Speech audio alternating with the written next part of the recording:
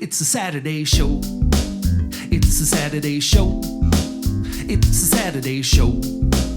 It's a Saturday show. It's a Saturday show. It's a Saturday show. It's a Saturday show. It's a Saturday show.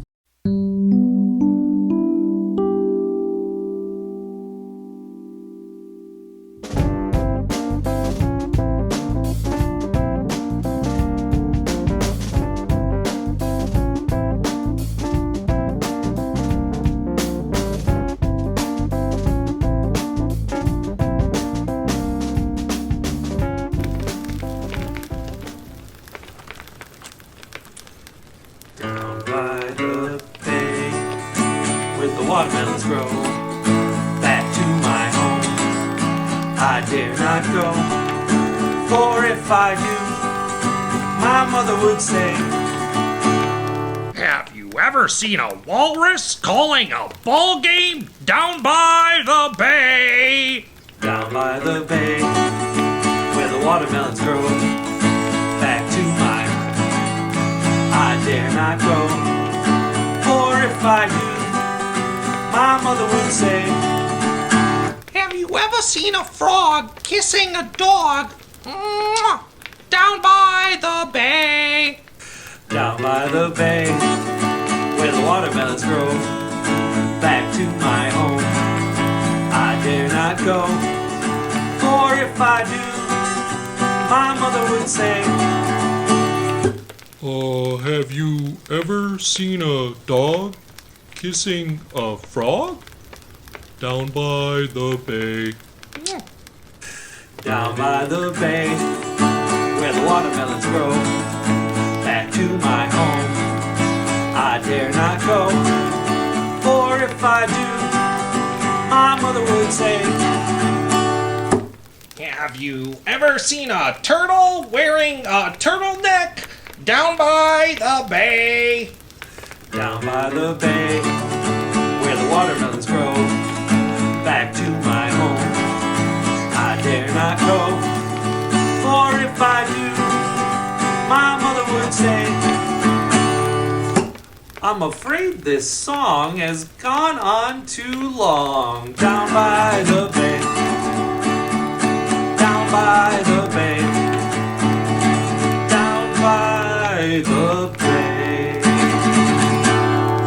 Great job, everybody. Good morning, everybody. Welcome to the Saturday Show. My name is Toby. And I'm Otto.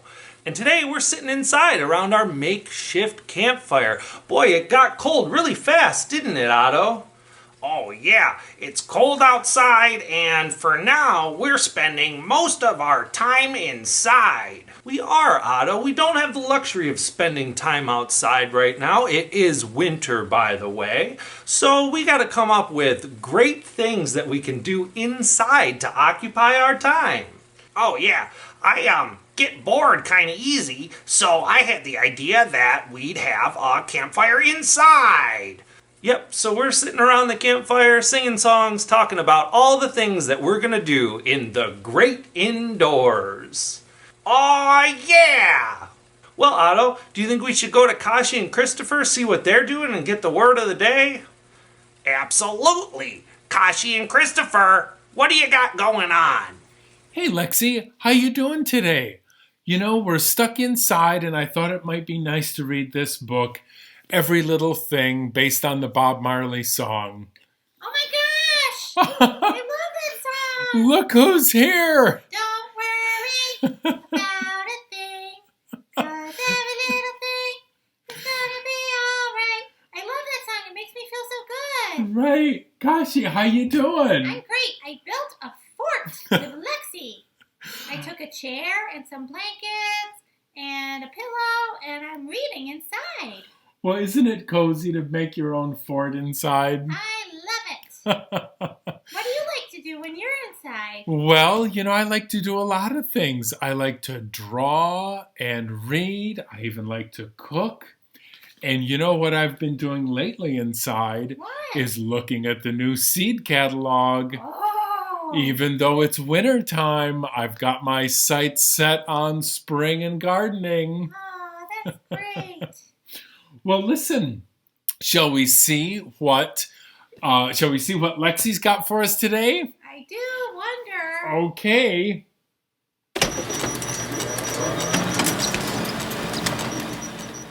Well, let's see what it says. Can you read that? Nope.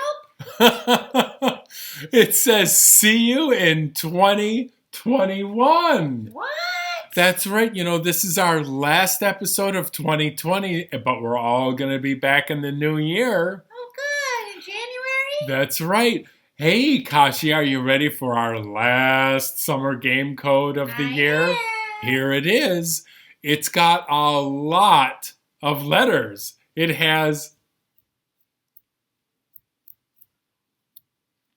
I think it has 11 letters. Oh, wow. And it is a word that means the study of birds. Oh, I like to look at birds through the window when Me- I'm inside. Me too. And you know what else? It's also the name of a very famous Charlie Parker song. Oh. So if you think you know the answer, you can go to play.aadl.org for big points. See you in the next year. That's right.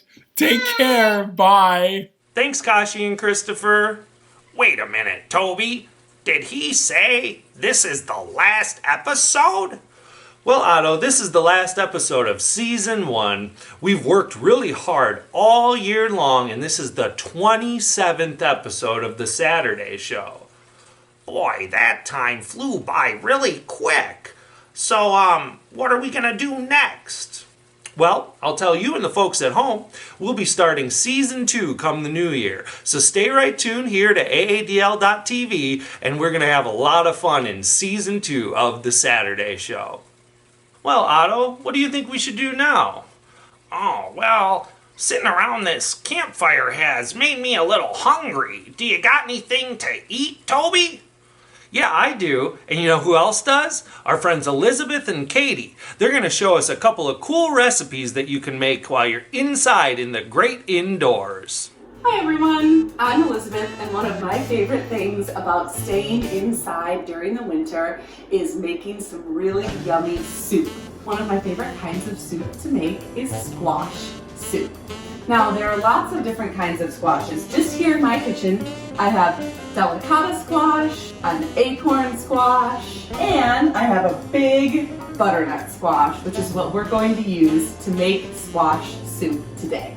You might need a grown-up to help you do a little bit of the chopping because there's a few things that you need to chop. And for this, you'll need a butternut squash, some garlic, some fresh ginger, a yellow onion, 2 cans of coconut milk, 2 apples of any type, and some spices, some turmeric, some ground ginger, some salt and pepper, and you'll need a little bit of olive oil, and you'll need some vegetable broth. Let's get started. So the first thing I did was I preheated the oven to 375 degrees. Then I chopped the ends off of the squash, and I chopped the squash in half, which I didn't do a great job with. This half is a lot bigger than this half, but it's gonna be okay. And then I had to scoop out the seeds like I was carving a pumpkin. Now, I'm just going to drizzle a little bit of olive oil on each half, and I am going to sprinkle a little bit of salt and pepper on them. This just gives the squash a really nice flavor while it's roasting. And then we are going to bake the squash until you can stick a toothpick or a butter knife in it and it feels nice and soft and it's not hard like it is now. That will take anywhere from 40 minutes to an hour, depending on how big your squash is. So I'm sliding that into the oven. And for now, we are all set until that's done and we move on to our next step. All right, so just finished baking the squash. It's nice and soft. We'll be able to scoop that out of the skin when we're ready. Now, while we let the squash cool, we're going to prepare the rest of the soup. This is really easy. So I just diced up the onion, put it in the pan. We're gonna add a little bit of olive oil and let that start to cook while we chop up the fresh ginger and the apple. I just added in the apples, ginger, garlic, and 3 cups of vegetable broth into the pot with the onions. We're gonna let that simmer a little bit and let the apples soften. And now I'm going to scoop out the squash and we'll add that into the pot too. Now it's time to add our spices. I'm going to start by adding a little bit more ginger. We had some fresh ginger already, but I'm gonna shake in a little bit of ground ginger just so we can make sure that we get that really good flavor. About a teaspoon of that. A little bit of curry powder. About a teaspoon or a teaspoon and a half. I'm using yellow curry here. And then lastly, we are going to add a small amount of turmeric, just about, oop, that was a little too much actually. It's supposed to be about half a teaspoon. I'm gonna stir all these around and let everything just get really nice and flavorful. Then we'll turn it off, let it cool a little bit, and put it into our food processor to make it nice and smooth. Then we'll put it back on the stove, add the coconut milk, and be all done. If you are lucky enough to have an immersion blender, you can skip this step and just kind of puree everything in your soup pot. Unfortunately, I am not lucky enough.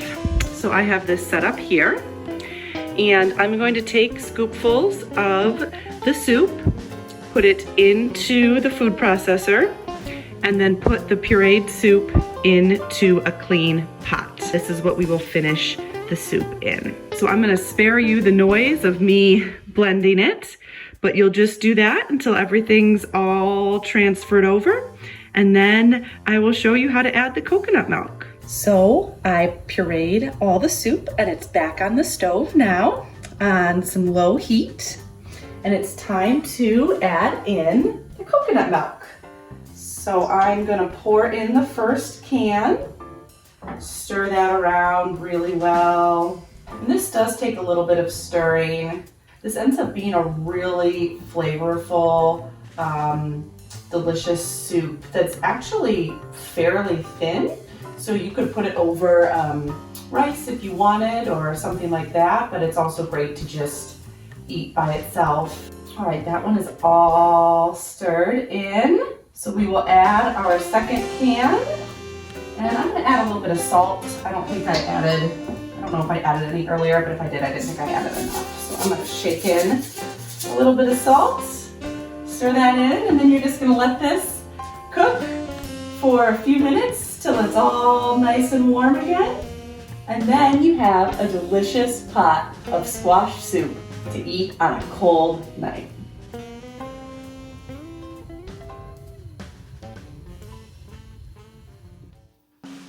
Hi there! One of my favorite things to do on a cold Saturday when I'm stuck inside during the winter is to find my coziest clothes, put them on, get a good book, and make some candied pecans. Candied pecans are awesome because they make your house smell incredible, and if you're gonna be inside, it might as well smell good, right? I have all of my ingredients right here. About half a pound of pecans. You can use other nuts as well. The method will be the same. So you can use almonds or peanuts, cashews, whatever you're into. A half a cup of sugar, a half a teaspoon of salt, and half a teaspoon of cinnamon, half a teaspoon of water, and I have an egg. So the first thing that I'm gonna do is I'm going to crack this egg, and I'm gonna use a separate bowl to do it just in case so I don't get any of the shells in here. So I'm gonna try and take about a half of the egg white over into this bowl. That's all I need. So just give it a little crack. Then I can see I've got some egg white coming out, and actually that looks like about half. That can take some practice to be able to separate an egg, but once you've got it, it'll be easy. So I'm gonna just mix that with my quarter tablespoon of water, and I'm gonna whisk that together until it is combined. Whisking, and it's looking a little bit thicker than water. It looks good. Then I'm going to take my sugar and cinnamon and salt mixture and just mix that up really good too. So it starts to look like kind of a light brown color there. And there's some lumps in there. You want to try and get those out. Although it won't taste terrible if you don't get them all out. Now I'm going to pour my pecans into the water and egg white mixture. I just use a spatula to get them all nice and coated. Make sure all of the pecans look like they're wet. You may need to stir them around for a minute until they get there. You can do a double batch of these two and just use a larger sheet pan than I'm going to use. And double all of your ingredients. Alright, those look to be really well coated to me, so now just going to pour our sugar, cinnamon, salt mixture in there and give that another really good stir. You can play with the amount of sugar that you want to use on your nuts. I'm using a pretty good amount today because I want these to be very candied. I'm making them as a gift to somebody I'm going to put in a bag, and I will show you how nice that ends up looking at the end. So, okay, everything looks good. It's all nice and coated. It's sugary. It smells really good already. I am putting this on a parchment-lined baking sheet. So I've got some little parchment paper here. That's so they don't stick to the pan when we bake them. I've got my oven. It's preheated to 325 degrees. I'm just making sure that these are all in a semi-flat layer on this pan. I don't really want them on top of each other. And you can see they look like this. They're going to go in the oven for a total of 40 minutes, but we need to make sure to stir them every 10 minutes. So I'm going to put them in the oven and I will show you what they look like when they come out. Alright, these have just come out of the oven. So what I'm going to do is I'm going to hold onto the pan with my oven mitt so I don't burn myself, and then I'm going to kind of take all of these and stack them in the center and then push them back out, and that's how I'm going to mix them up because they're really ooey, gooey, and sticky right now. And actually I've had ones that were much more difficult than this, so it looks like we're doing really well. They look great. They smell really good already.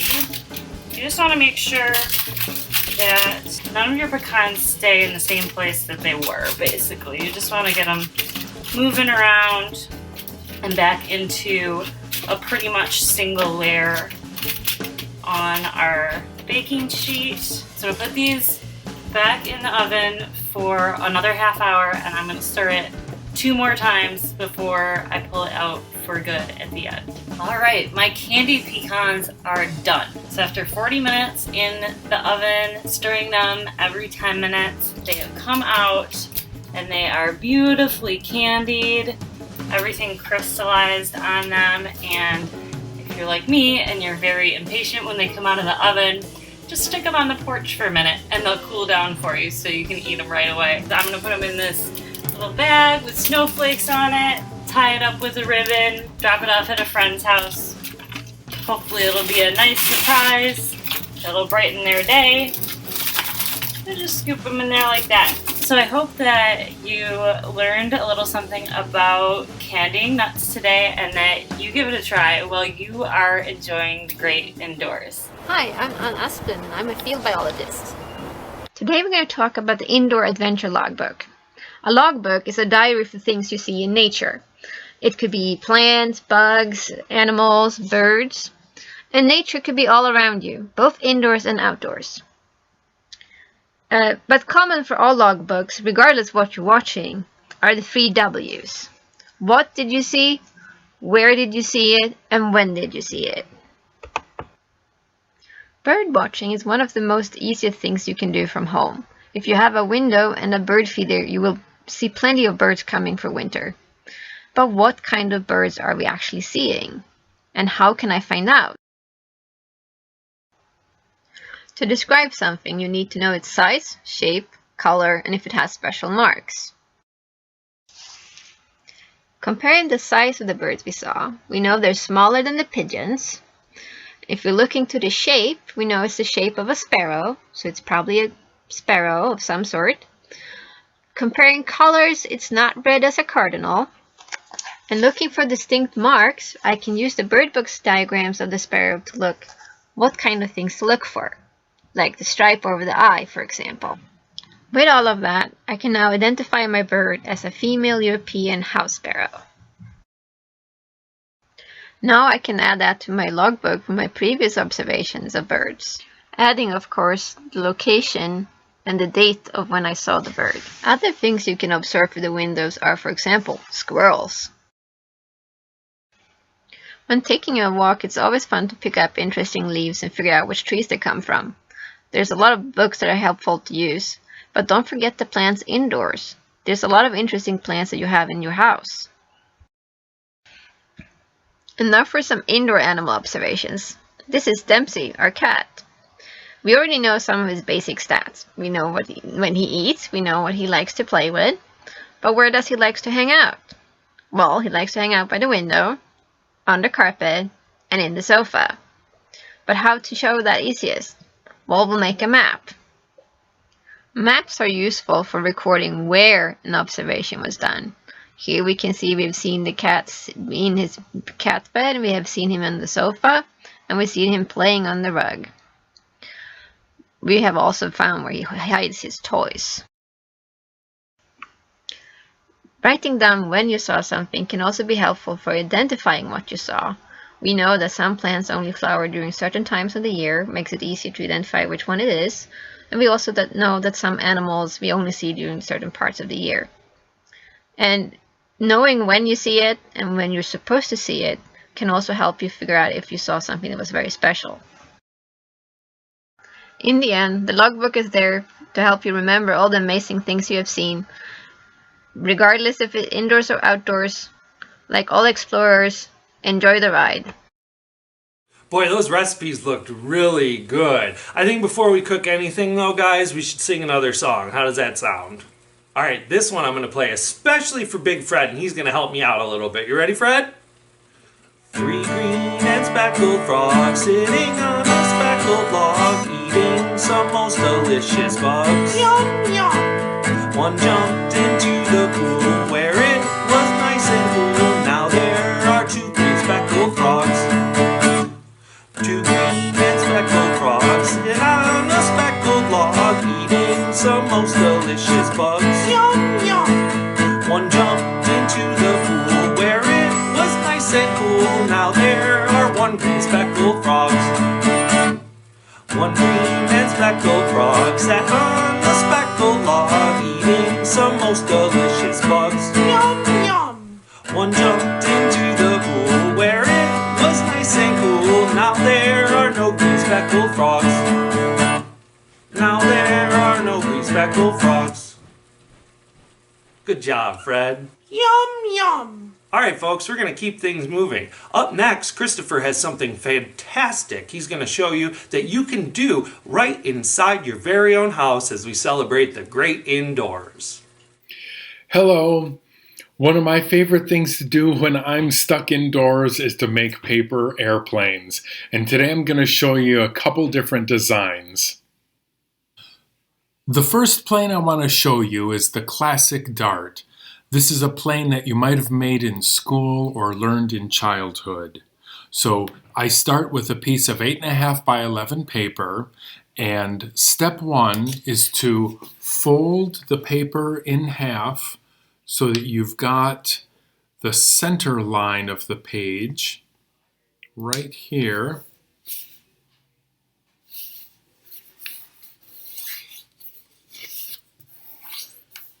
Great. And we're going to open that up, and we're going to, from the top, fold each corner in like this to make a point.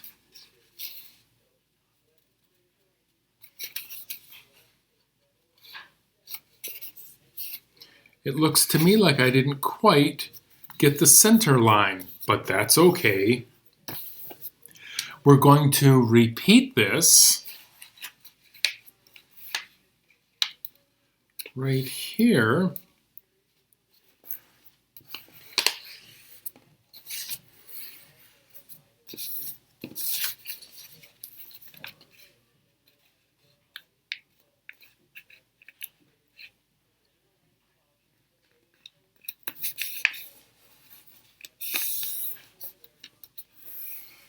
Not bad.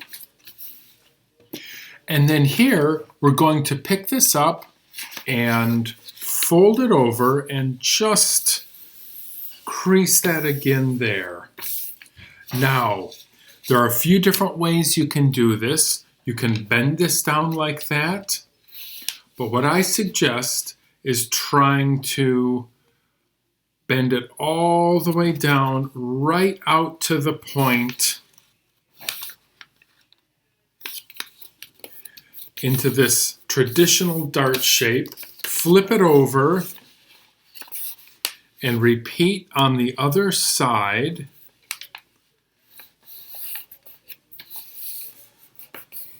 And there you are. We're going to fly this outside in just a minute. Now this is not a super flyer. It's a little bit awkward, but it is a great first plane to make. I've got another design that I want to show you here. It's the origami glider. And I'm starting with a piece of origami paper that's 15 centimeters by 15 centimeters. And the first step is to make this kind of, let's fold it up on itself like this. Let's see if I can get a little bit better fold here. Okay, not bad. So I have this triangle shape, and now this is a really simple plane, and now I'm just going to lift this up and fold it on itself about a centimeter. That looks pretty good. So now it looks a little bit like a hat. And the brim is sticking up here. Well, what we're going to do is turn this over. Oh, you can see I didn't fold it that well. We're going to turn it over and tuck one point into the other side of that brim. Like that. Now, we want to just make this as circular as possible. And it really glides amazingly. When we do fly it, we're going to grab it here by the pointy part and essentially just let it go. You don't grab it up here to let it go, but down here on the pointy part, and it'll drop and then just float down beautifully. So let's see if we can try these. Well, now it's time to test our planes. In keeping with the theme of the episode, we're stuck indoors, so we'll do it in the stairwell. Here's the classic dart. And here's the origami glider. Let's give it a try. Well, not bad.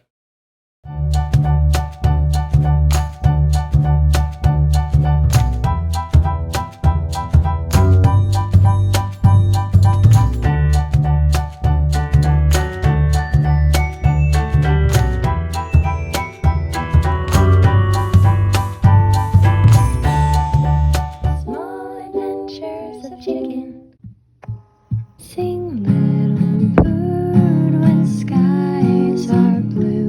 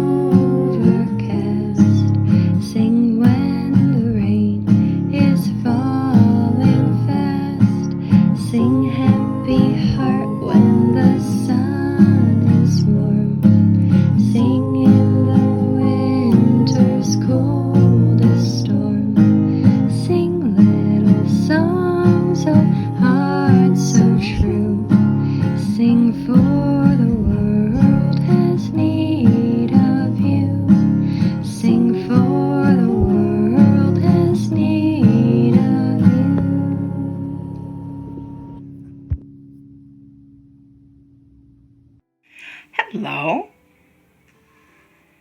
Today we're indoors and we're making the best of it because we're going to have a tea party. Aunt Estelle has invited Gracie over to have a fun tea party. And she said, wear your best clothes. We're going to pretend to be ladies. So let's see. Here is our tea room. We've got it all set up with delicious things. We've got our tea ready to pour. There are some cherries in a bowl, fresh flowers to make it beautiful. We've got a little ginger cat here that Gracie has brought over. That is her cat, Ginger. And so we're ready to play. Now Gracie has her outfit all ready to go. Here she is, and she has a fancy hat to go with. And Aunt Estelle is going to wear her very best tea outfit with a little bow in her hair. And then she's got some extra tea set right here. All right, let's start cutting.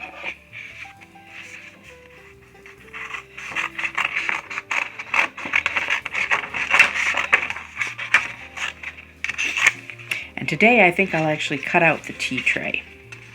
Usually I don't. I usually leave the accessories.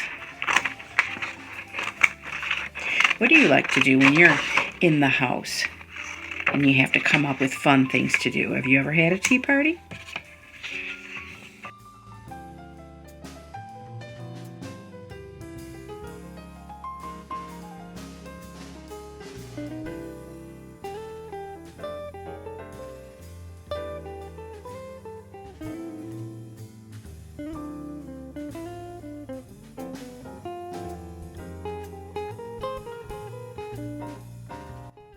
The girls are ready for their party. We'll get Gracie ready first. Looks like she has decided to wear her red velvet, her very best, with matching hat, and it has a little rose on it, and a rose at her neck, and cute little rosebuds at her feet. I think that Gracie really likes flowers. That's why she works in the garden so much.